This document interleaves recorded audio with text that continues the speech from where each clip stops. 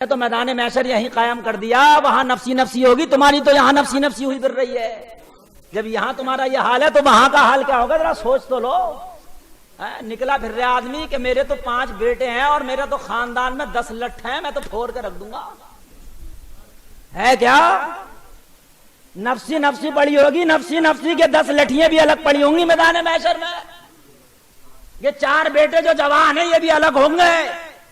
اس طرح خاندان، تیری بات، تیری نیتا گیری، تیری بلڈنگ، تیرے پیسے، تیری پلاٹ، تیری گاڑیاں، تیرا دبدبا، یہ سب رکھا رہ جائے گا، وہاں کچھ کام نہ آئے گا۔ بیٹے کہہ رہے ہوں گے ابا کہیں بھی جائے ہمارا بیڑا پار ہو جائے بس۔ اور اللہ فرما رہا قرآن میں المال والبنون زینت الحیات الدنیا، اللہ فرما رہا لوگوں یہ تمہارے بیٹے، تمہارے مال بس دنیا کی زینت ہے، یہ بس دنیا کا زیور ہے، کچھ نہیں۔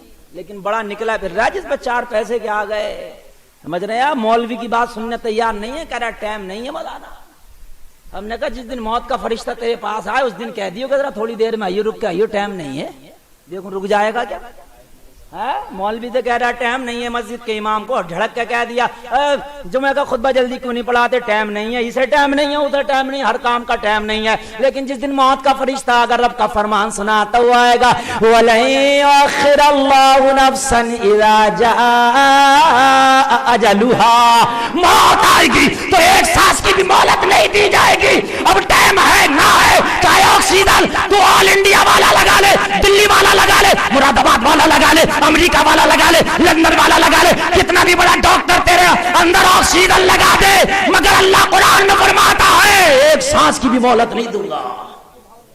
جب آئے گی تو ایک سانس کی بھی مہلت نہیں ہے۔ اب سلنڈر کتنا بھی ہے بھی لگا لے، سمجھ میں آ رہی ہے کہ وہ سلنڈر سے بھی جو سانس آ رہی ہے وہ بھی اسی کی مہربانی ہے، نہ تو پھر مردے کو سانس دلا دیں لوگ۔ بتائیے آپ مجھے مہنگا والا سلنڈر لگا دیں سانس، لیکن نہیں، وہ بھی اسی کی مہربانی ہے۔ یہ لوگ ہو کیا گیا، بڑے ناشکرے ہو گئے ہم۔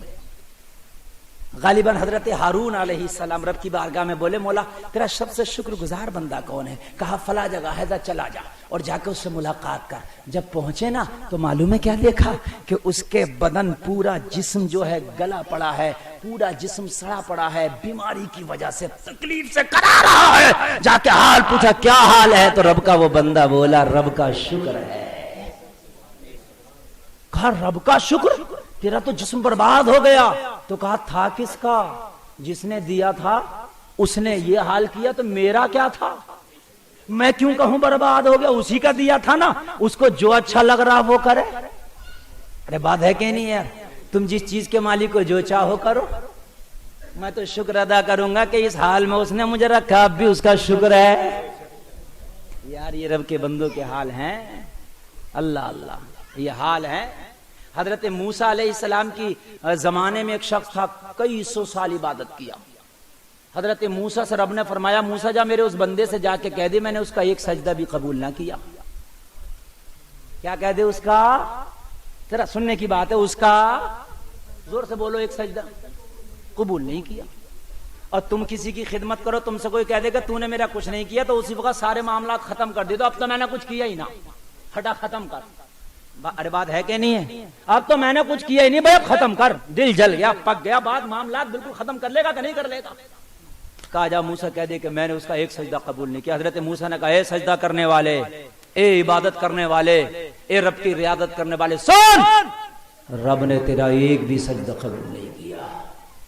جب اتنا سنا تو خوشی میں جھومنے لگا، یہ مست خوشی میں جھومنے لگا۔ حضرت موسیٰ حیرت میں، اس کی سینکڑوں سال کی عبادت پر پانی پھیر دیا گیا اور یہ خوشی میں جھوم رہا۔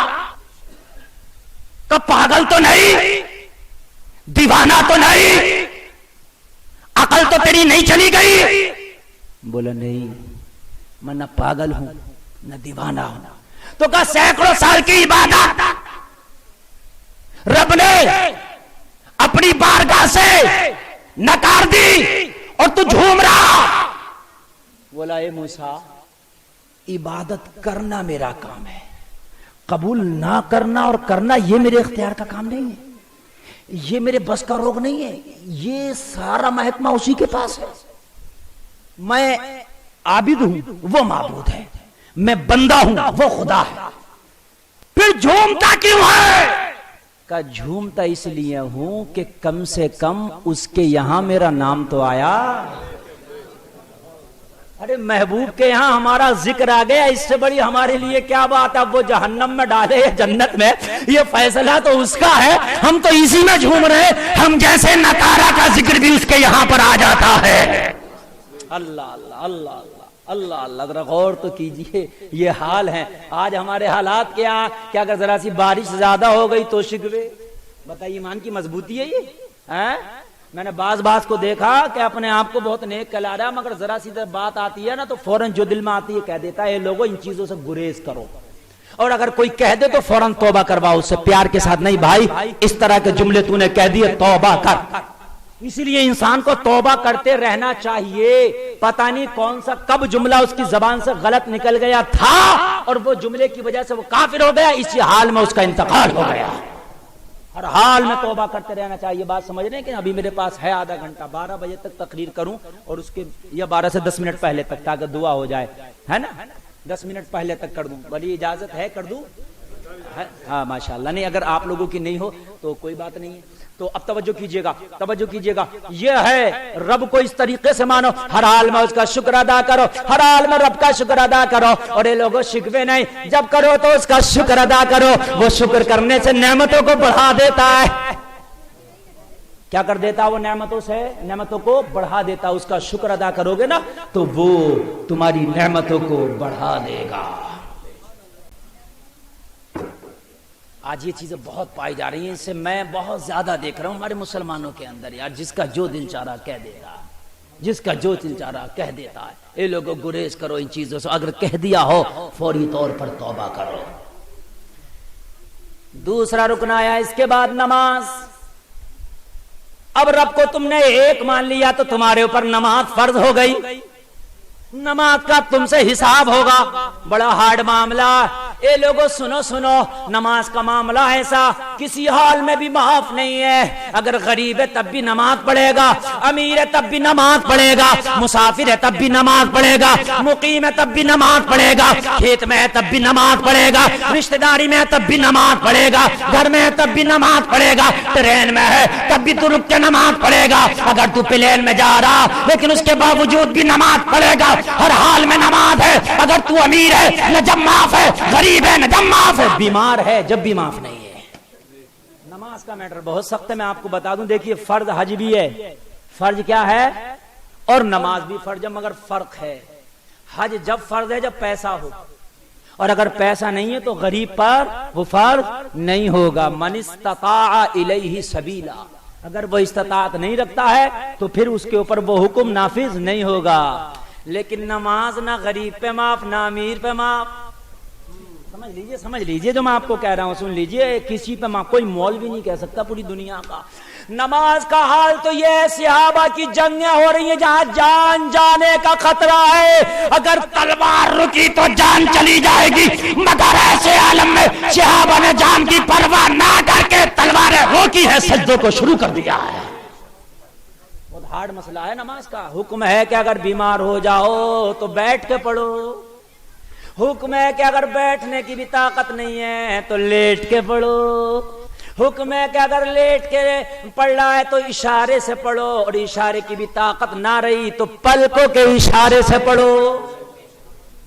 اب بتائیے کہیں بھی اگر سفر میں ہو تب بھی پڑھو، قرضے میں چلے جاؤ تب بھی پڑھو، خوب کمائیاں ہو جائیں تب بھی پڑھو. یعنی معاف کسی بھی حال میں کوئی مولوی کہہ ہی نہیں سکتا. حضرت امام حسین جنہوں نے دین کو نئی جلا بخشی، جنہوں نے دین کو ایک نئی زندگی دی، کربلا کے میدان میں اگر آخری کوئی کام ہے حسین کا، فاطمہ کے بیٹے کا، تو سب سے آخری کام کربلا میں سجدہ ہے. بتائیے کوئی آخری سے علاوہ کوئی کام ہے؟ نہ. گھر والوں سے ملاقات ہے؟ نہیں. گھر والوں سے ملنا جلنا؟ نہیں. کوئی دولت کی بات؟ نہ. سب سے اگر کوئی آخری کام ہے تو سجدہ. یہ معاف نہیں.